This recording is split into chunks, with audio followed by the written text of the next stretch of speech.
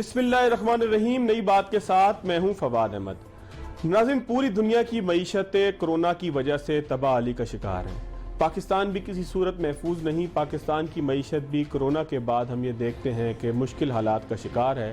یہاں پر ایک بہت بڑا طویل 2-2.5 مہینے کا لاک ڈاؤن ہوا کہ جس کے بعد ہم نے دیکھا کہ کاروبار اب کھلنا شروع ہوا ہے، اور اس کھلتے ہوئے کاروبار کے اندر حکومت کی ترجیحات کیا ہوں گی، اس حوالے سے آج کے پروگرام میں ہم بات کریں گے اور یہ دیکھیں گے کہ جس حکومت نے لوگوں کی صحت پر معیشت کو ترجیح دی ہے، کیا اس ترجیح دینے کے بعد حکومت جو ہے وہ ایسے اقدامات کر رہی ہے کہ اس ترجیح کے اندر جو لوگوں کا نقصان ہونا ہے صحت کی صورت میں، اس کو معاشی نقصان سے پورا کیا جا سکے، معاشی نقصان کو بچایا جا سکے.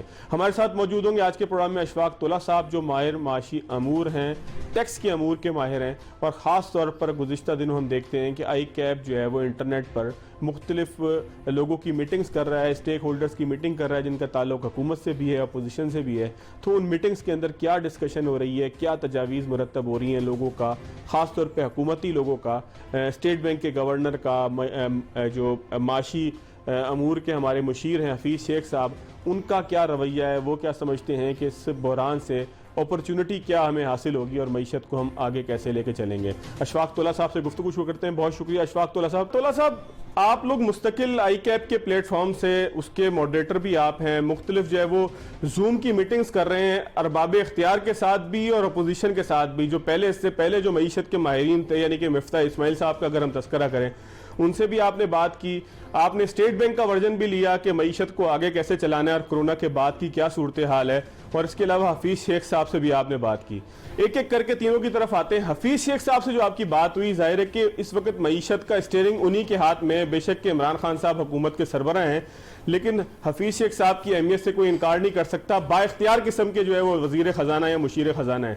کیا بات چیت آپ لوگوں کی ہوئی، اور خاص طور پر ایسے ماہرین کے جو ٹیکس امور کو بھی جانتے ہوں اور باقی معیشت کے امور کے حوالے سے بھی آگاہ ہوں، ان کے ساتھ حفیظ شیخ صاحب نے کیا بات چیت کی؟ جی بسم اللہ الرحمن الرحیم. Thank you Fawad. اور سب سے پہلے تو آپ کو بہت بہت مبارک ہو کہ آپ نے ایک بڑی کنٹیجیس ڈیسیز کو ڈیفیٹ کیا اور بڑے حوصلے کے تحمل کے ساتھ. اور نیک تمنائیں، نیک دعائیں ہمارے اور دوستوں کے لیے بھی ہیں، اور دعائیں ان کے لیے کہ جو شفائے کلی ہو ان کو، اور جو بیمار ہیں وہ جلد صحت یاب ہو جائے. تو اس دعا کے ساتھ ہم شروع کرتے ہیں. اور یہ کووڈ ہی ہے جس کی وجہ سے وہ ویبینار بھی ہمیں کرنے پڑ رہے ہیں، ورنہ تو ہم ایک کوئی گرینڈ کانفرنس کرنے لگے تھے چارٹر آف اکانومی کے اوپر. بٹ انفارچونیٹلی وہ گھڑی نکل گئی ہے، اور اب یہ حالت ہے کہ ہمیں یہ سوچنا ہے کہ سروائیول ٹو دا فٹسٹ کیسے ہوگا. تو ہم نے یہ ایک بڑی تھاٹ پرووکنگ ہماری ایک سیشن ہوئی تھی ہماری آئی کیپ کی کاؤنسل کی اور ہماری اکنامک ایڈوائزری کمیٹی کی. اس کے بعد ہم نے ایک سوچا کہ کون کون سے ایسے اسٹیک ہولڈر ہیں. دیکھیں، مفتاح اسماعیل صاحب جو ہے نا، وہ اپوزیشن سے بھلے تعلق رکھتے ہیں، مگر ہمارے نظر میں وہ ایک اچھے اکانومسٹ ہیں جنہوں نے بڑی گہرائی سے پاکستان کی معیشت کو بڑے تھوڑے عرصے میں پرکھا. دوسری بات یہ تھی، مفتاح اسماعیل صاحب جو تھے وہ 18 سال ہینڈز آن پریکٹیکل بزنس میں تھے، تو وہ ان کی سلیکشن کوئی ایز اپوزیشن ہم نہیں کر رہے تھے، ہم ایز این اکانومسٹ کر رہے تھے. اور اس وقت یہ تو وہ گھڑی ہے جہاں ملاپ کا وقت آ رہا ہے، جہاں ہمارے لیے سب کو ایک پاکستان کے بارے میں سوچنا ہے، ہر طرف ہر چیز کو بالائے طاق رکھ کے. تو ہم حفیظ شیخ صاحب کے پاس پہنچے تھے، اور very thankful to him on behalf of council of ICAP کہ انہوں نے ہمیں وقت دیا. اور دیکھیے، ہر کسی کا اگر میں بائی اینڈ لارج دیکھوں تو opinion are like noses, every one has one. تو حفیظ شیخ کا بھی وہی اوپینین ہے، مفتاح اسماعیل صاحب کا بھی وہی اوپینین ہے، بیکاز کہ تھوڑا بہت پریکٹیکل ڈائیورجنٹ ہیں ان کے. اور آج جو اپنا رضا باقر صاحب ہیں وہ بھی وہی بات کر رہے ہیں.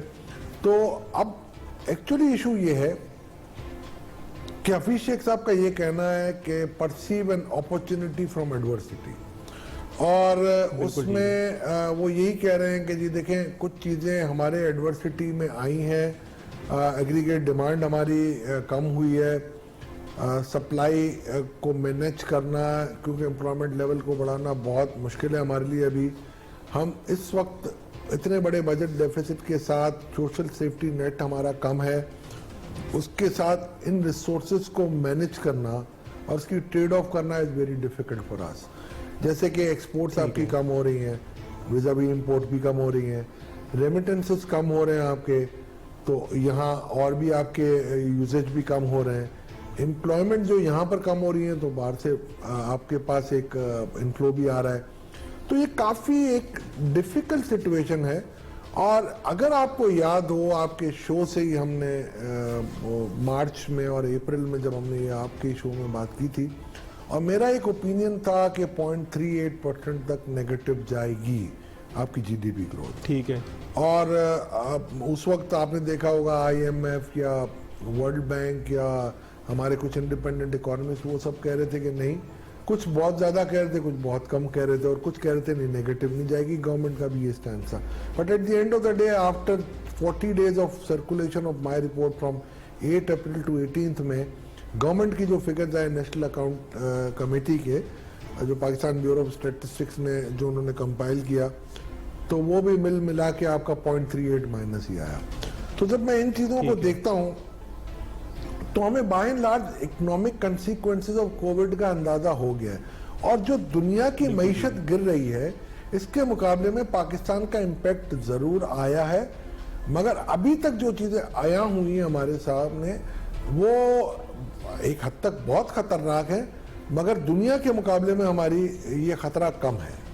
تو حفیظ شیخ صاحب بھی اسی اوپینین پہ تھے کہ جی اپرچونٹی بھی ہے, ایڈورسٹی بھی ہے, بٹ ہمیں اب ان کو کیسے کیپٹلائز کرنا ہے, اور اب آپ کو کس طریقے سے اپنے خرچوں کو کم کر کے آپ کس طریقے سے اپنی ریونیوز کو بیٹر یوٹیلائز یا آپٹیمم یوٹیلائز کر سکتے ہیں, وہ ان کا. اچھا, ابھی جو حال ہی میں اسٹیل مل کا ایک ڈیسیجن ہوا ہے کہ اسٹیل مل کے تمام ملازمین 9-10 ہزار ملازمین جو ہے ان کو فارغ کیا جائے, تو جو آپ کہہ رہے ہیں کہ خرچوں کو کم کرنے کا معاملہ ہے, تو کیا وہ بے روزگاری کی صورت میں بھی آ سکتا ہے کہ جو ادارے سرکاری انٹرپرائزز جو ہیں جو فائدے مند نہیں ہیں بلکہ نقصان ہے, معیشت پہ بوجھ ہیں, جس کا پہلا جو ہے وہ ہم نے دیکھا کہ اسٹیل مل کے حوالے سے بھی ایک ڈیسیجن آیا ہے, تو کیا اس طرف بھی جایا جائے گا کہ جو نقصان دینے والے ادارے ہیں حکومت ان کو بند کرے گی, چاہے پھر وہ کوئی کسی کے بھی ہوں, کتنا بڑا اس کا پولیٹیکل انفلوئنس ہو یا کتنا اس کے اوپر احتجاج ہو؟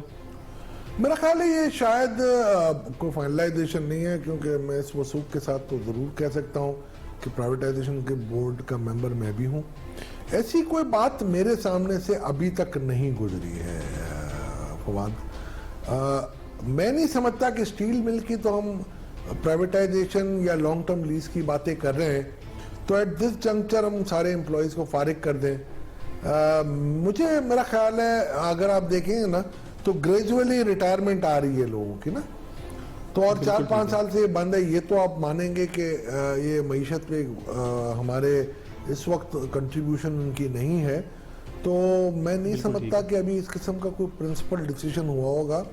اور آپ کو یہ پتہ ہے اسٹیٹ اونڈ انٹرپرائزز کے جو لاسز ہیں وہ اوبیسلی ایک ہمارے لیے ایک بہت بڑا برڈن ہے, فائنینشیل برڈن ہے.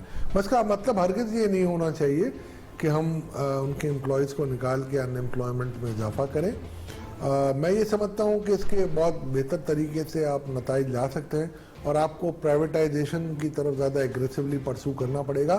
اور جو ہم نے کیا تھا لاسٹ پورے سال میں, بڑا اچھا پرائیویٹائزیشن کا پروگرام چلا, سپر ایکٹیو بورڈ آپ کا تھا, اور اس کے بعد ٹرانزیکشنز وائنڈ اپ ہم کوشش کر رہے ہوتے ہیں, مگر کووڈ کی وجہ سے جو انٹرسٹ ہے جو بائر سائڈ کا وہ تھوڑا سا آپ کو پتہ ہے ماند پڑا ہے.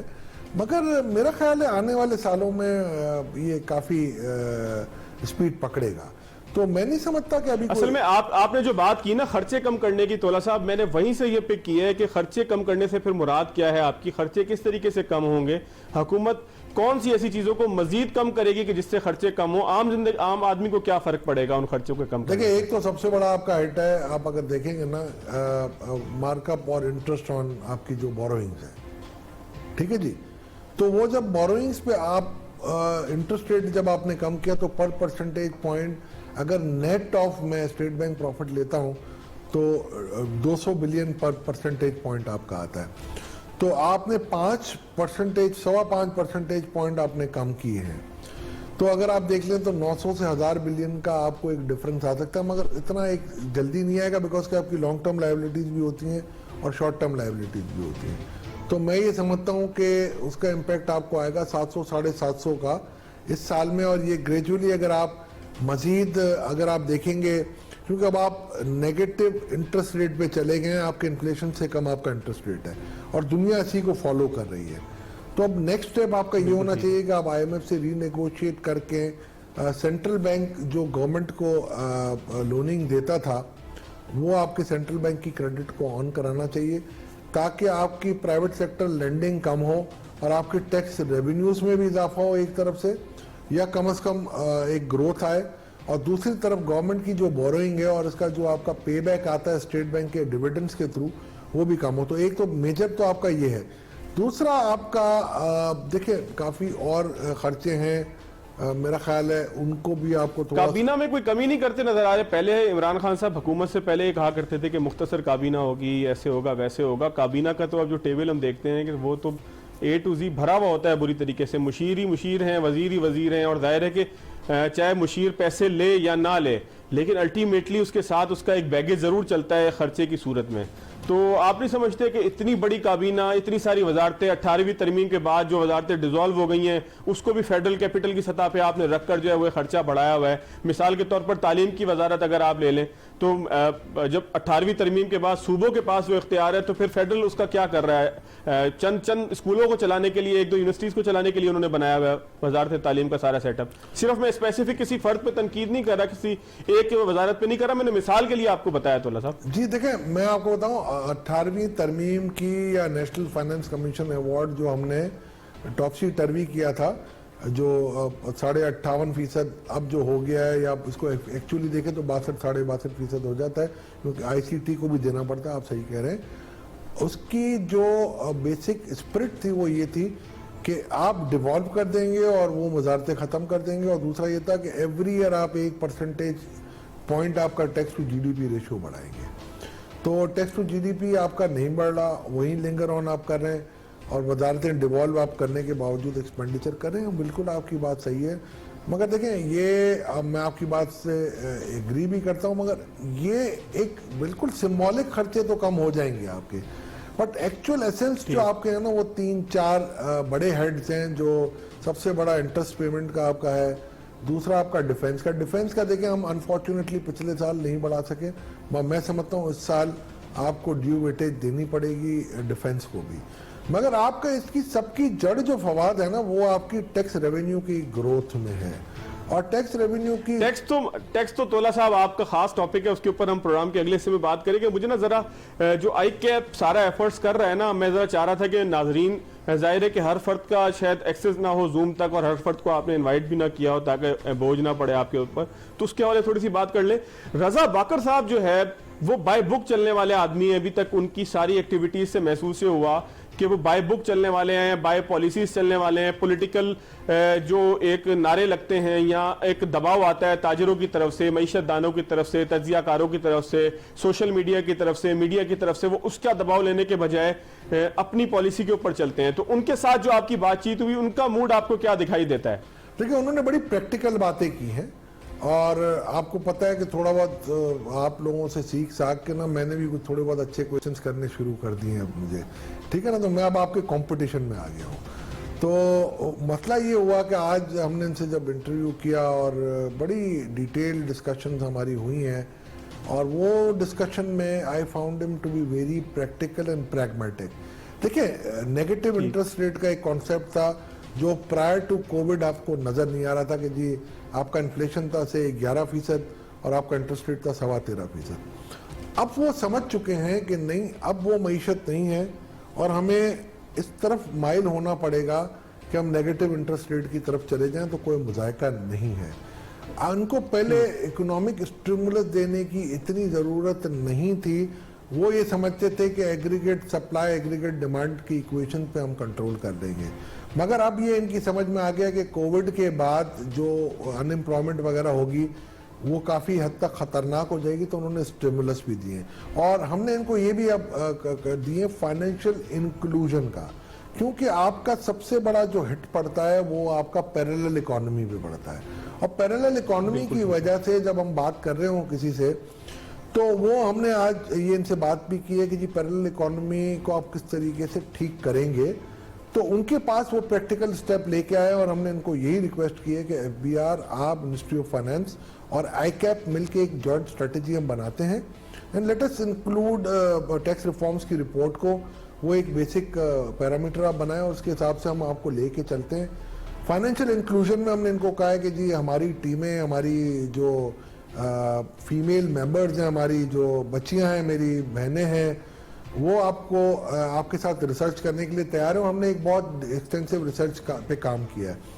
دوسرا جب ہم نے ان سے یہ بھی کہا کہ جی ریر اور نیر کے بیس پہ آپ جو ایکسچینج کر رہے ہیں آپ فارن ایکسچینج کو مینیج کر رہے ہیں تو وہ بھی ایک ایفیکٹو ٹول ہونا چاہیے بیکاز کہ آپ کے جو نان ریزیڈنٹ پاکستانی جو ہیں اور ہمارا ڈائسپورا ہے جو فارن ممبرز کا وہ یہ کہتے ہیں کہ جی آپ ہمیں انسینٹیوائز کریں تو ہم پاکستان میں اپنے ڈپازٹ رکھنے کے لیے تیار ہیں بیکاز کہ اگر ہمیں اتنا بڑا ڈیویلیویشن نہ ہو جائے کوئی کہ ہمیں وہ ہے نا روزے بخشوانے جائیں اور روزے گلے پڑ جائیں تو یہ چکر نہ ہو. تو اس پہ بھی یہ فریم ورک پہ کام کر رہے ہیں ڈیجیٹل اکاؤنٹس پہ.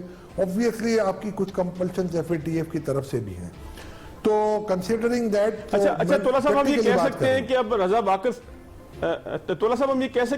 باقر صاحب جو ہے وہ معروضی حالات جو پاکستان کی معیشت کے جگاڑ ہیں معروضی حالات ہیں خاص طریقے سے ہماری معیشت چلتی رہی ہے تو اب اس کو وہ سمجھنا شروع ہو گئے ہیں. دیکھیں بات یہ ہے کہ میں آپ کو ہمیشہ ایک بات کہتا ہوں فواد کہ جو سکل سیٹ آپ کا ہے اس وقت آپ فرض کریں ایک ٹی وی اینکر ہیں تو آپ کا جو سکل سیٹ ہے وہ میں اس کو بک کاپی نہیں کر سکتا اور جو میرا سکل سیٹ ہے وہ آپ نہیں کر سکتے. تو ایک اکانومسٹ اگر وہ پریکٹیکل لائف میں سرو کر چکا ہے اور اپنا اس کا جو فرام پن ٹو ایروپلین اگر معیشت کو اور بزنس کو جانتا ہے اس کا ایک مینجمنٹ کیپیسٹی اور capability is quite and for different from the person جو کہ پریکٹیکلی ان روڈز پہ وہ کام کرتا ہو اور اس کی اپنی پریکٹیکل نالج اور انٹرنیشنل ایکسپوجر ایک الگ چیز ہوتی ہے. وہ اپنے پیرائے میں لے کے آتے ہیں ان کے جو اسٹرانگ پوائنٹس ہیں وہ یہ ہوتے ہیں ان کا انٹرنیشنل ایکسپوجر ہوتے ہیں اور وہ ان سچویشنز کو دیکھ چکے ہوتے ہیں مگر جو پریکٹیکلی یہاں دیکھتے ہیں ہماری معیشت کی وہ خاصا یہ ہے کہ ہماری معیشت کی ہماری جو متوازی معیشت یا پیرلل اکانومی ہے وہ بہت بڑی ہے. تو میں ان کو یہی باور کرانے کی کوشش کر رہا ہوں اور لوگ بھی یہی باور کرا رہے ہیں کہ یہ پریکٹیکل لائف ہے پاکستان کی اس کو ہمیں کس طریقے سے مولڈ کرنا ہے آپ اس کے ساتھ بیٹھ کے چلیں. اچھا تولا صاحب ایک چھوٹا سا بریک لیتا ہوں. میں نے مفتاح اسماعیل صاحب کی کیا رائے تھی کیونکہ انہوں نے بالکل آخری ایام میں جب کرائسس آ گیا تھا اس وقت معیشت کو چلایا تھا اور دوسری بات یہ کہ وہ کراچی کے ایک بڑے انڈسٹریلسٹ بھی ہیں ظاہر ہے کہ وہ سارا مائنڈ سیٹ بھی ان کے ساتھ ہے. ایک بریک لیتے ہیں ناظرین. بریک کے بعد آئیں گے تو مفتاح اسماعیل صاحب سے اشفاق تولا صاحب اور ICAP کی جو پوری ٹیم تھی اس نے کن چیزوں کے اوپر ڈسکشن کی مفتاح صاحب کی تجاویز کیا تھی اس میں اپوزیشن کا موقف بھی آ جائے گا کراچی کے ایک بڑے انڈسٹریلسٹ کا موقف بھی آ جائے گا اور سابق مشیر خزانہ کا موقف بھی آ جائے گا. تو ایک بریک لیتے ہیں بریک کے بعد آتے ہیں.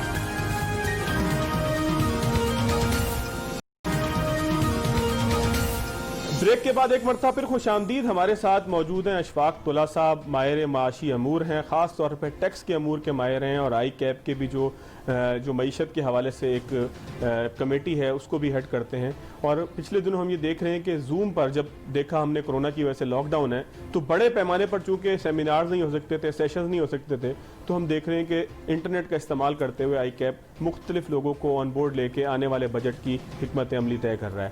تولا صاحب بریک سے پہلے میں نے آپ سے کہا تھا کہ مفتاح اسماعیل صاحب کی 3-4 ڈائمنشنز ہیں کہ جس کے اوپر وہ کام کرتے رہے ہیں. مشیر خزانہ بھی تھے خراب حالات میں انہوں نے بجٹ بھی پیش کیا. پاکستان میں پولیٹیکل کرائسس تھا بہت زیادہ حکومت کا ایک بالکل اینڈنگ ٹائم بھی تھا منتخب آدمی بھی نہیں تھے اسمبلی کے اندر بھی بہت شور انہیں اٹھانا پڑا. پھر اپوزیشن سے بھی تعلق رکھتے ہیں پھر اس کے علاوہ ایک بڑے انڈسٹریلسٹ بھی ہیں. تو ان تینوں چاروں مائنڈ سیٹ کے ساتھ جب مفتاح اسماعیل صاحب سے آپ نے بات کی تو ان کا کیا کہنا تھا حکومت کی پالیسیوں کے حوالے سے بھی اور آئندہ وہ کیا تجویز کرتے رہے ہیں؟ دیکھیں مفتاح اسماعیل صاحب کا 18 سال کا اپنا ہینڈز آن ایکسپیرینس ہے بیفور جوائننگ دا پولیٹکس اور مفتاح اسماعیل صاحب نے وہ پورا ایک کلچر دیکھا ہے جو گراؤنڈ ریالٹی کے اوپر بیس کرتا ہے جیسے میں نے آپ کو کہا متوازی معیشت کے اوپر. مفتاح اسماعیل صاحب اس مائنڈ سیٹ اور اس بیک گراؤنڈ اور اپنے ایجوکیشنل کوالیفیکیشن کو ساتھ لے کے انہوں نے ایک پورا اپنا مینجمنٹ سکلز کریٹ کیا ہوا ہے اور ان کو میں نے ایک چیز دیکھی ہے کہ وہ بڑے پریکٹیکل پریگمیٹک وے میں چیزوں کو دیکھتے ہیں اور ان کو جب ہم نے سیشن میں اب جب کیا ہم نے تو وہ ان کا یہ کہنا تھا کہ آبویسلی جب اس کنڈیشن میں دیکھتا ہوں معیشت کو تو جو چیزیں ہمیں کرنی چاہیے اس کے government is very much near by that. Obviously ان کے کچھ اختلافات تھے اپنی گورنمنٹ کی پالیسیز سے, بالخصوص انٹرسٹ ریٹ کے اوپر یا باقی چیزوں کے اوپر, مگر وہ کوئی خاص ایسے اختلافات مجھے نظر نہیں آئے.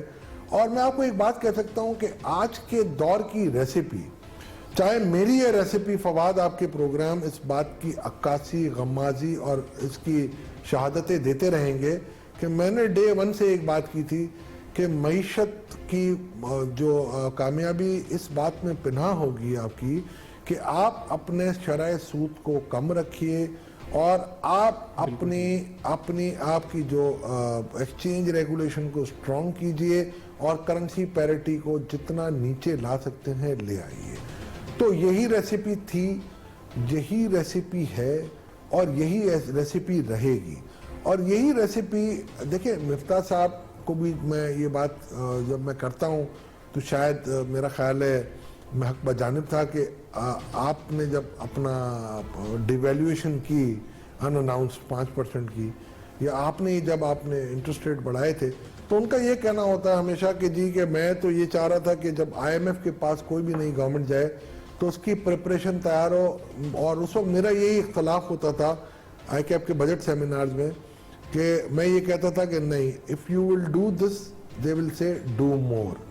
تو یہ no more do more کی جنگ میں آپ قوم پس جائے گی. اور یہی اینڈ میں ہوا. آپ نے دیکھا ہوگا جب اسد عمر صاحب گئے اور جب انہوں نے کہا ڈو مور تو پھر ڈو مور, پھر ڈو مور تو پھر ڈو مور, اور پھر یہ ڈو مور جو تھا نا وہ جیومیٹرک پروگریشن میں چلتا رہا اور معیشت آپ کی جو ہے نا وہ 9 پن کی طرح فال ہوتی گئی. تو اب آپ میرا خیال ہے تھوڑا سا آپ کے تجزیے کی طرف آتے ہیں. ابھی تک تو آپ نے اس ساری جو جن سیمینارز کو, جن ویب سیمینارز کو آپ جو ہے وہ کنڈکٹ کرتے رہے, اس کی صحیح تھوڑی داستان تھی, اس میں آپ کا تجزیہ بھی تھا. اب تھوڑا سا خالص آپ کا تجزیہ آ جائے. حکومت نے ایک فیصلہ کیا کہ ہم نے لوگوں کو کرونا سے بچانے کے بجائے ملک کی معیشت کو بچانا ہے, یعنی کہ لاک ڈاؤن نہیں کرنا اس بڑے پیمانے پر, اس سخت پیمانے پر. اور جس وقت لاک ڈاؤن کی سب سے زیادہ ضرورت تھی, ظاہر ہے کہ اب لاک ڈاؤن نہیں ہے, اب ہم تمام چیزیں اوپن کر رہے ہیں, ہم سیاحت کو بھی اوپن کرنا چاہتے ہیں, ہم نے پبلک ٹرانسپورٹ بھی اوپن ہو رہی ہے, سوائے اسکول کالجز کے تقریباً سب کچھ ہی اوپن ہے. یعنی کہ ہم نے اپنی معیشت کو چلانے کا فیصلہ کیا ہے بجائے اس کے کہ ہم کرونا لاک ڈاؤن کی طرف جاتے. تو یہ اس پالیسی کا جو امپیکٹ ہے پاکستان کی معیشت پہ کس حد تک ٹھیک پڑے گا, کیونکہ لوگ اگر بہت بڑے پیمانے پر بیمار ہو جائیں گے تو چلانے والا ملک کو کوئی ہوگا نہیں. تو آپ ذاتی رائے میں اس کو سارے حالات کو مد نظر رکھتے ہوئے کیا سمجھتے ہیں؟ فواد میری ذاتی رائے ہے, میں یہ دیکھیں پہلے میں کہتا ہوں ICAP کی کوئی رائے نہیں ہے اس میں, میری اپنی ذاتی رائے ہے. میرا ایک آرٹیکل ابھی چھپا تھا بزنس ریکارڈرز میں, آپ نے پڑھا ہوگا کہ ٹو لاک ڈاؤن اور ناٹ این اکنامک پرسپیکٹو. ٹھیک ہے نا, میں یہ سمجھتا ہوں کہ یہ پریولیج ہمیں ڈاکٹرز کو دینا چاہیے تھا کہ وہ کیا ڈیسیژن کرتے ہیں. میں صرف اپنا ایک اکنامک رن ڈاؤن دے سکتا ہوں آپ کو کہ ہم نے ایک انالیسس کی تھی جو کہ پبلشڈ ہے, کوئی ایسی بات میں ڈھکی چھپی نہیں کہہ رہا, کہ ہم چاہتے اگر اور ہم اس کو صحیح معنوں میں دیکھتے تو اس کی cost of the lockdown per month 678 ارب روپے آ رہی تھی. اور یہ کیلکولیشن کے ساتھ ہے, آپ کا ہاؤس ہولڈ سروے تھا, اکنامک انٹیگریٹی سروے آپ کا تھا 2016 کا, اور سینسس 2017 کے حساب سے ہم نے اس کو کیا تھا. انہی کے بیس پہ 24,238 ہاؤس ہولڈ کے سروے پہ اور 32.21 ملین ہاؤس ہولڈ جو آپ کے سینسس میں دیے ہوئے تھے, اس کے 5 انکم گروپ میں ہم نے بنا کے دیا تھا. اور ہم نے ایک اور بات کی تھی, اور میں کرتا رہوں گا اس بات کو, کہ جب ہم کر رہے تھے یہ ہاؤس ہولڈ سروے اور جب ہم نے دیکھا اس بات کو, تو ہمیں اس بات کی اندازہ ہوا کہ یہ گورنمنٹ کے اوپر ایک برڈن پڑ سکتا ہے نوٹ پرنٹنگ کا. تو کچھ گورنمنٹ نے کافی اچھی اسکیمز نکالی, اور آج بھی میں گورنر صاحب سے یہی سوالات کر رہا تھا کہ آپ جو انسینٹیو اسکیم دے رہے ہیں اس میں بینک 3% لے جاتے ہیں تو لوگ کہاں جائیں گے؟ ہمیں سونے سے بنوائی مہنگی ہو رہی ہے اب ہمارے پاس. آپ کا پالیسی ریٹ 8% ہے اور لانگ ٹرم انویسٹمنٹ مجھے جو فکسڈ انویسٹمنٹ دے رہے ہیں وہ 7% ہے, تو میں تو کوئی فائدہ ہی نہیں ہو رہا مجھے. تو کچھ چیزیں ایسی تھیں کہ جو میرا خیال ہے گورنمنٹ، اور انہوں نے کہا کہ بالکل اپریشیٹ کیا، انہوں نے کہا ہم ری تھنک کر رہے ہیں. ہم نے یہ کہا کہ دیکھیں note printing is the only solution. دیکھیں امریکن معیشت میں بھی ابھی یہ ہوگا. اور جب آپ گریٹ ڈپریشن کو دیکھیں گے 1920 میں گورنمنٹ آف امریکہ نے، یونائٹڈ اسٹیٹ نے ایک غلطی کی تھی کہ نوٹ پرنٹ کر لیے تھے جب ان کی اکانومی بوم پہ تھی. تو اس نے اس نوٹ پرنٹنگ کی وجہ سے جب سپلائی آف منی زیادہ ہوئی تو اس کو انفلیشنری امپیکٹ آ گئے. جب 29 میں آپ کا ریسیشن آیا اور جب لگا کہ وہ ڈپریشن کی طرف ٹرانسلیٹ ہو رہا ہے، اور جب ان کو کہا گیا تو اس وقت انہوں نے یہ فیصلہ کیا کہ ہم نوٹ نہیں چھاپیں گے.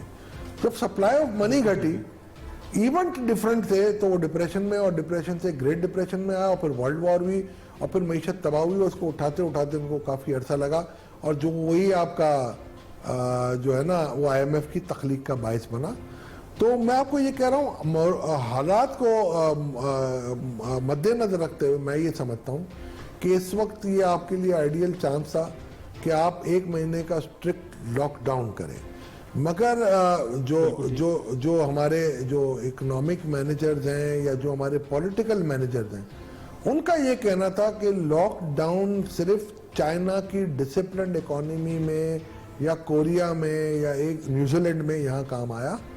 باقی ہمارا جو سوشل بیہیویئر ہے لوگوں کا، اور جو ہمارا کلچرل بیہیویئر ہے، وہ اس بات کو ایکسیپٹ نہیں کر رہا کہ لاک ڈاؤن ہوگا. اور یہ اس بات میں دیکھیں، آپ نے دیکھا ہوگا کہ لاک ڈاؤن کھولنے کی ایک بیسک وجہ بنی کہ دیہڑی دار طبقہ یا چھابڑی والے ہمارے، وہ میرا خیال ہے ہمیں لگ رہا تھا کہ شاید ان کے لیے بہت بڑی اکنامک کرائسس آ رہی ہے.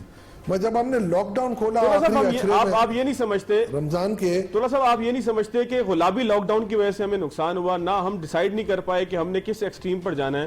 آپ ایک دفعہ انتہائی اسٹرکٹ لاک ڈاؤن کرتے، کم از کم لوکل ٹرانسمیشن تو رکتی نہ. جو لوگ باہر سے آتے ان کی 14-15 دن کی ایک بیماری ہوتی، اس کے بعد وہ ٹھیک ہوتے. پوری اس وقت اس حد تک ہم لوگ نہ چلے جاتے کہ لاکھوں کے قریب کیس پہنچ رہے ہیں. ہم نے دیہڑی دار طبقے کو بے روزگار بھی کر دیا. اس کے بعد معیشت جس وقت کھولی ہے اس کے پاس اب کچھ بھی نہیں ہے اور بیمار بھی ہو رہا ہے. مطلب میں اگر آپ کو اپنی پرسنل بات بتاؤں، میں جس وقت صحت یاب ہوا، لوگوں نے مجھ سے پوچھنا شروع کیا کہ یار کیا کرنا ہے، کیسے کرنا ہے، ہم بیمار ہو گئے، ہمیں علامات آ رہی ہیں، کیا کرنا ہے. اس میں جب میں نے بہت سارے لوگوں کو کہا جنہوں نے مجھے فون کیے، انٹرنیٹ پر رابطہ کیا، فیس بک پہ رابطہ کیا، میں نے ان سے کہا کہ جی آپ آئسولیٹ ہو جائیں اگر آپ کو علامات آ رہی ہیں، کچھ دن بعد ٹیسٹ کرائیے گا. تو لوگوں نے کہا کہ آئسولیٹ کہاں ہوں، ہمارا تو ایک کمرے کا گھر ہے. تو یہ جس وقت آپ کی عوام کی صورتحال ہو، غربت کی صورتحال ہو کہ لوگوں کے پاس آئسولیٹ ہونے کی جگہ نہ ہو، کھانے پینے کے لیے ان کے پاس پیسہ نہ ہو، تو آپ لاک ڈاؤن کی اتنی طویل عیاشی کیسے کر سکتے ہیں؟ آپ نے تو اپنی غلط پالیسی کی وجہ سے لاک ڈاؤن کو ضائع کر دیا. آپ نہیں سمجھتے کہ ہم نے دوہرا نقصان کیا ہے، لاک ڈاؤن کو ضائع بھی کیا ہے اور اب جو ہے وہ بیمار بھی ہو رہے ہیں؟ فواد دیکھو، میں آپ کو بہت پریکٹیکل ایک بات بتاتا ہوں. آپ کو جب یہ لوگ پوچھتے ہیں نا تو ان سے آپ تھوڑا سا ریکویسٹ، یہ بھی میری طرف سے بھی سوال پوچھ لیجئے گا. وہی میں آپ کی طرف بات کر رہا تھا، دیہڑی دار اور چھابڑی والے، جس کو ہم ہمیشہ ڈے ٹو ڈے ٹرم آپ سب کو یاد ہوگی پوری قوم کو. تو ان کا یہ ہوا کہ جب آخری اشرہ آپ نے کھولا تو جتنے بھی لو انکم گروپ اور یہ طبقہ جس کی وجہ سے یہ لاک ڈاؤن کھولا گیا، جو میں آپ کو جو ہم دیکھتے ہیں ہماری پریس کانفرنسز میں، اس میں آپ دیکھیں گے سب سے زیادہ جو شاپنگ کی ہے عید کی انہوں نے کی ہے. تو مجھے 2 چیزیں آج تک سمجھ نہیں آئی، میں اس کا جواب تلاش کر رہا ہوں، اور میری عقل و دانش جو ہے نا وہ جواب دے چکی ہے ابھی تک، کہ کیا ہم نے لاک ڈاؤن ان کے لیے کھولا تھا، اس لیے کھولا تھا کہ وہ اللہ نہ کرے اس لاک ڈاؤن کی وجہ سے بھوک کا شکار نہ ہو جائیں، سٹارویشن نہ آ جائے ان کو. اور جب ہم نے کھولا تو سب سے زیادہ جو پرچیزنگ پاور تھا وہ انہی کے پاس نکلا، اور انہوں نے رچ کے شاپنگ کی ہے، اور بندے پہ بندہ چڑھا ہوا تھا. اور ان کو جب بات کرتے تھے کہ بھائی کو خدا کا خوف کرو، کیا کر رہے ہو، تو وہ کہتے یار ہونے کچھ بھی نہیں ہونا. تو میں آپ کو صرف ایک بات بتاؤں، وہ طبقہ خود نکلا ہے. اب میری ایز اے اکنامک مینیجر یا تھوڑا بہت جو میری عقل و دانش کام کر رہی ہے، وہ ڈاکٹر صحیح کہہ رہے تھے کہ کیا آپ ہمیں سڑکوں پہ علاج کروائیں گے، کیا کریں گے آپ. اللہ کرے میری بات غلط ہو، یا تو اب آپ کے پاس ٹائم ہے میرا خیال ہے 8-10-15 دن کا، کہ آپ کو میڈیکل آپ کی فیسلٹیز کو ہے نا ریمپ اپ کرنا پڑے گا ان ویری کوئک ٹائم. اور اگر آپ نہیں کر سکیں گے تو اٹ ول بی میں سمجھتا ہوں یہ کافی ایک بڑا المیہ ہو سکتا ہے ہمارے لیے ان ٹائمز ٹو کم. اور وہی میں نے جو اچھا طلعت صاحب ایک چھوٹا سا بریک لیتے ہیں. میں نے آپ سے آنے والے بجٹ کے اوپر تھوڑی سی بات کرنی ہے. ایک بریک لیتے ہیں, بجٹ کے حوالے سے آپ کا تجزیہ لینا ہے, کیونکہ اس سے پہلے پچھلے سال اور اس سے پچھلے سال جو بھی باتیں آپ نے کی تھیں, عملی طور پر جب ہم نے دیکھا فسکل ایئر اینڈ ہوا تو آپ کی باتیں اگر 100% نہیں تو کم از کم 90% جو ہیں وہ ان میں صداقت ثابت ہوئی اور وقت نے اس کو سچ ثابت کیا. ایک بریک لیتے ہیں, اس کے بعد جو آنے والا بجٹ ہے اس کے حوالے سے آپ کا مختصر تجزیہ لیتے ہیں. بریک کے بعد ایک مرتبہ پھر خوش آمدید. ہمارے ساتھ موجود ہیں اشفاق طلعت صاحب, ماہر معاشی امور ہیں. ان سے آنے والے بجٹ کے حوالے سے اور اس وقت جو پاکستان کی معیشت کی صورتحال ہے اس کے حوالے سے بڑی سیر حاصل گفتگو ہو رہی ہے. پروگرام کے اس حصے میں طلعت صاحب سے ذرا آنے والے بجٹ کے حوالے سے معلوم کرتے ہیں. طلعت صاحب, جو بجٹ اب آ رہا ہے, یعنی کہ اب کچھ عرصے میں آیا ہی چاہتا ہے, آپ اس حوالے سے مختلف زاویوں کا جائزہ بھی لے رہے ہیں. کرونا کے بعد دنیا کی صورتحال بھی مختلف ہے, تو آنے والے بجٹ کے حوالے سے آپ کیا سمجھتے ہیں کہ حکومت کی تیاری کیسی ہے, اور خاص طور پر جو ٹیکس آپ کا ایک بنیادی شعبہ ہے ٹیکس کے امور کے حوالے سے, تو آپ کو کیا لگتا ہے کہ کچھ ریلیف دینے کا موڈ ہے گورنمنٹ کا, یا جو ہے وہ ٹیکسوں کی شرح یہی برقرار رہے گی یا مزید ٹیکس لگائے جائیں گے؟ تو پہلے سے پریشان عوام جو ہے وہ اس موقع پر آپ کے تجزیے کی منتظر ہے کہ آپ کیا سمجھتے ہیں کہ حکومت کیا کرنے والی ہے, خاص طور پر ٹیکسوں کے ضمن میں اور بجٹ کا پورا ایک جو خاکہ ہے اس حوالے سے. دیکھیں, میرا خیال ہے کوئی ایگزمپشن نہیں تو نہیں آئے گی ابھی, نہ کوئی میرا خیال ہے پرانی کوئی ایگزمپشنوں کو زیادہ وڈرا کیا جائے گا. جو حالات لگ رہے ہیں اس میں مجھے لگ رہا ہے کہ شاید کوئی ایک آئی ایم ایف کو 800 بلین آپ کو نئے جنریٹ کر کے دینے ہیں, جو انہوں نے کہا 5100 ارب کا آپ کا ٹارگٹ ہونا چاہیے. اور اگر میں دیکھوں اگر 3900 ارب اگر میں کلیکٹ کرتا ہوں, جو تھرڈ ڈویژن ٹارگٹ کے بعد اب آ چکا ہے آئی ایم ایف کی طرف سے بھی کہ اس سے زیادہ آپ نہیں کر سکتے, اور اگر میں 8% کا انفلیشن اور 2% کی جی ڈی پی گروتھ دیکھوں اگر میں, تو 10% کا مطلب ہے آپ پہنچ رہے ہیں 4300 کی طرف. اور 4300 پہ اگر میں 800 کو دیکھوں تو 5100 دیکھوں تو مجھے 800 کے نئے ٹیکسز لگانے ہیں. اگر میں ان ٹیکسز کو دیکھتا ہوں تو ایک تو آپ کو ٹیکس سسٹم میں آپ کو روبوسٹ بنا کے ڈسپلن لانا پڑے گا. دوسرا میرا خیال ہے کوئی کنسیشن وڈرا نہیں ہوں گے, نہ کوئی بہت زیادہ نئے ٹیکسز لگیں گے. جو میں سمجھتا ہوں کچھ آسانیاں پیدا کی جائیں گی بزنس انوائرمنٹ میں, اور کچھ اینٹی اسمگلنگ کے جو ایکٹس ہیں وہ آئیں گے. تیسرا شاید ریموٹ چانس ہے کہ کوئی, شاید میں اس کو کوئی سرٹنٹی کے ساتھ نہیں کرا, جو میرا ایک اندازہ ہے کہ کوئی ٹیمپرری ویلتھ ٹیکس ٹائپ کی کوئی چیز آ جائے. اور باقی یہ ہے کہ کچھ جو سیلز ٹیکس ہیں جو ان آرگنائز اور ان رجسٹرڈ جو آپ کے ہیں اس کے جو فردر ٹیکس وغیرہ ہوتے ہیں اس میں کوئی ریڈکشن آ جائے, کچھ ود ہولڈنگ ٹیکس رجیم کے اندر تھوڑی بہت امینڈمنٹ آ جائیں, اور کچھ کنسیشن کچھ مرات مل جائیں. مگر بائی اینڈ لارج گنجائش نہیں ہے فواد ان کے پاس, نہ یہ کوئی نیا ٹیکس لگا سکتے ہیں اس وقت. تو اب اگر کنسیشن بھی دینا شروع کر دیں اور نیا ٹیکس بھی نہ لگائیں تو پھر تو 3900 بھی کراس کرنا اگلے سال کے لیے مشکل ہوگا. اور آپ جب لاسٹ ایئر اسٹیگفلیشن میں آ چکے تھے آپ کے پروگرام میں نے کہا تھا, اب آپ اگر ریسیشن میں ہیں جو کہ ایڈمیٹڈ فیکٹ ہے, کہیں ایسا نہ ہو آپ ڈپریشن میں چلے جائیں. تو اب قوم کو یہ دیکھنا پڑے گا کہ اب ڈاکومنٹیشن کی طرف بھی آنا پڑے گا اور معیشت کو بھی مینیج کرنا پڑے گا. اب آپ کا جو ہے نا تھوڑا سا پیریڈ جو ہے نا تھوڑا سا آزمائش والا ہوگا. اچھا, ایک آخری چیز کے اوپر طلعت صاحب, بالکل پروگرام کا آخری وقت ہے, آئی ایم ایف کس سے ہم رعایت لے پائیں گے؟ حفیظ شیخ صاحب کی ٹیم اور باقی عمران خان صاحب کی جو پوری ٹیم ہے معیشت کی, وہ آئی ایم ایف کے ساتھ جو پہلے جن شرائط پر گئی تھی, اب کورونا کے بعد کوئی آپ کو لگتا ہے کہ ری نیگوسیشن ہوگی, کچھ ہمیں جو ہے وہ ریلیف ملے گا؟ اگر ریلیف ملے گا تو کن چیزوں کے اوپر نیگوسیشن ہو سکتی ہے, کن چیزوں کے اوپر ہمیں جو ہے وہ ریلیف مل سکتا ہے؟ کیونکہ کورونا کے بعد تو دنیا بالکل مختلف ہو گئی ہے, معیشتیں اب اس طریقے کی نہیں رہی ہیں. بات دیکھیں, میں نے شاید 8 فروری کو ایک آرٹیکل بزنس ریکارڈر میں لکھا تھا, can Pakistan economy survive without I M F, ٹھیک ہے جی, اور اس میں پورا ایک روڈ میپ میں نے دیا تھا اپنا. اگین میں وہی پھر آپ کو دہراتا چلوں, یہ میرا ورژن تھا, کوئی it has nothing to do with any official version of ICAP. بات صرف اتنی سی ہے, آپ بھی سمجھتے ہو اور میں بھی سمجھتا ہوں کہ IMF کی کنڈیشن جو ہوتی ہیں از جسٹ ٹو انشور کہ ان کا قرضہ واپس ہوگا، یا ان کی وجہ سے ان کی کریڈیبلٹی دینے کی وجہ سے دوسرے لوگ جو آپ کو قرضہ دے رہے ہیں ان کے قرضے کی واپسی سب سے بڑی بات۔ دوسری بات یہ ہوتی ہے کہ ڈاکومنٹیشن آف اکانومی، اور تیسرا یہ ہوتا ہے کہ نیو کلاسیکل تھیوری، آپ کو بھی پتہ ہے، میں ہمیشہ کہتا رہتا ہوں کہ گروتھ سلو، آپ ہائر انٹرسٹ ریٹ کر دیں اور سیونگ کلچر کو لے آئیں، اور پھر آپ سلولی یہ ریورس موڈ میں ہیں۔ تو ہماری اکانومی میں، جو میں پہلے بھی کہہ چکا تھا جب یہ ایگریمنٹ ہو رہا تھا، کہ یہ پہلا سٹیپ تو ہو جائے گا، وہ ڈیمیج کر جائے گا، دوسرا سٹیپ بہت مشکل ہی آئے گا۔ تو یہ تو آپ نے دیکھا تھا کورونا کے آنے سے پہلے ہی IMF کے پروگرام کے ہم ٹارگٹس میٹ نہیں کر پا رہے تھے۔ وہ ٹھیک ہے، رضا باقر صاحب کا یہ کہنا میں اسے اختلاف کروں گا، کیونکہ ان کا اپنا ایک یہ تھا کہ نہیں جی ہم بہت اچھا جا رہے تھے۔ میں یہ سمجھتا ہوں اس وقت بھی ہمارے لیے بینچ مارکنگ مشکل تھی، اور سب سے بڑا ہمارا مسئلہ تھا ٹیکس ٹارگٹ کا۔ جب میں یہ کہوں کہ میری انکم ڈسپوزیبل انکم نہیں ہوگی، اور دوسرا آپ کی ریسیپی جو ہے، میں آپ کو بڑے معذرت کے ساتھ یہ کہتا ہوں کہ میرا پرسنل ویو ہے، اگین میں آپ کو پھر کہہ رہا ہوں، جو بھی ویوز میں نے ایکسپریس کیے ہیں، ماں سوائے اس کے جو IMF کے پبلشڈ ڈاکومنٹ میں جو چیزیں لکھی ہوئی ہیں، وہ سارے میرے پرسنل ویوز ہیں۔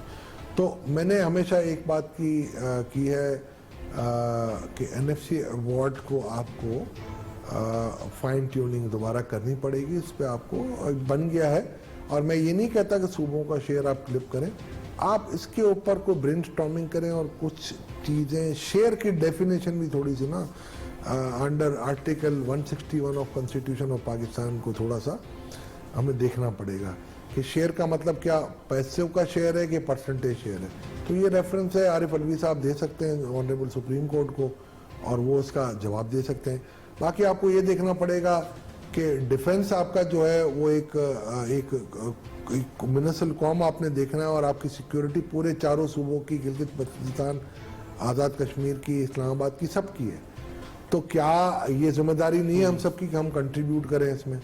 اچھا، ہم پرائیویٹائزیشن کے خلاف رہے، SOEs جو ہماری جو تھے اپنا جو اسٹیٹ اون انٹرپرائزز، اس میں کافی حد تک آپ کو پتہ ہے یہ جو لاسز ہو رہے ہیں، اور ہم پرائیویٹائزیشن کو پولیٹیکل ایجنڈا کے طور پہ ہمیشہ مخالفت کرتے آ رہے ہیں۔ تو ٹھیک ہے، اب ہر پارٹی ہر صوبے میں موجود ہے، مسلم لیگ نون 2 جگہ موجود ہے، تحریک انصاف ہے، پیپلز پارٹی ہے، تو اور باقی بھی پارٹیاں اس کی مخالفت کر رہی ہیں۔ تو کیا صوبوں کو اس کا بوجھ برداشت نہیں کرنا چاہیے؟ یہ جو سبسڈیز دی جاتی ہیں الیکٹریسٹی کی مد میں، تو کیا صوبوں کو ان کا بوجھ برداشت نہیں کرنا چاہیے؟ تو ان لائنز پہ ہمیں سوچنا ہوگا۔ we have to be out of box, اور in fact beyond out of box۔ تو یہ کچھ چیزیں ہیں جو معیشت کو امپروو کر سکتی ہیں آپ کی، اور میں سمجھتا ہوں آپ کی نسلوں کا جو پروگرس کا راز ہے نا، وہ انہی چیزوں پہ میسر کرے گا، آپ کا میسر ہوگا۔ اچھا، ایک تو اس کو سوال کو دوسری طرح لیتے ہیں، آپ کو لگتا ہے کہ وفاقی حکومت اس حوالے سے کچھ کرنے کے لیے سنجیدہ ہے؟ فواد، میں کہہ نہیں سکتا، بیکاز کہ ہماری وفاقی حکومت میں ماشاءاللہ بڑے انٹیلیجنٹ لوگ بیٹھے ہوئے ہیں، اور یہ میں تو کوئی پالیسی کا پارٹ نہیں ہوں، آپ کو پتہ ہے، مگر میری اپنی یہ عاجز رائے ہے کہ آپ کو چیزوں کو نہ کمپرومائزنگ وے میں لے کے چلنا پڑے گا۔ اگر آپ نہیں چلیں گے، اور یہ کہیں ایسا نہ ہو کہ ہم صرف جو ہے نا اپنی میں کے چکروں میں نا ہماری ملک کی معیشت کو کوئی کاری ضرب لگا دیں۔ 18ویں ترمیم بہت اچھا ڈاکومنٹ ہے، صوبوں کو یہ ایک فیڈریشن بنائی ہے تھا، ہمارے سارے صوبوں نے ہمارے پاکستان کے حق میں ووٹ دیا تھا جب ہم آئے، فیڈریٹنگ یونٹ بنا۔ تو واٹ آئی ایم سیئنگ کہ تھوڑا سا ہمیں جب دیکھیں پچھلا NFC ایوارڈ تھا تو جو شیئرنگ کا فارمولا تھا وہ بھی چینج ہوا تھا، تو ہر صوبے نے بڑا دل دکھایا تھا۔ تو اب بھی ہمیں وہی چیز، وہ ہمیں جو ہے نا ایک بڑے وسعت کے ساتھ ہمیں یہ فیصلے کرنے پڑیں گے، بڑی ہمیں یعنی کہ بڑے بڑے دل، شیروں والے دل دکھانے پڑیں گے، بس یہی میں کہوں گا۔ چلے، بہت شکریہ۔ اشفاق طلحہ صاحب ہمارے ساتھ موجود تھے۔ معیشت کے پورا ایک خاکہ جو ہے خاص طور پہ کرونا کے بعد، کیونکہ کرونا لاک ڈاؤن ختم ہو چکا ہے اور لاک ڈاؤن کے بعد جو معیشت کا ایک پورا خاکہ تھا اس کے حوالے سے دولہ صاحب سے بہت تفصیلی بات ہوئی. بہت ساری ایسی باتیں تھیں کہ جو اقتدار کے ایوانوں میں بیٹھے ہوئے اور اپوزیشن میں بیٹھے ہوئے لوگوں کے ذہن میں ہیں، اور آئی کیپ اس کو اپنے پلیٹ فارم سے اس کے اوپر ڈسکشن بھی کر رہا ہے، آنے والے بجٹ کے لیے بھی ڈسکشن کر رہا ہے، پاکستان کے مستقبل کے لیے بھی ڈسکشن کر رہا ہے. اس ساری چیزوں کے حوالے سے بات ہوئی. اگلے پروگرام تک لیے یاد دیجیے. اللہ حافظ.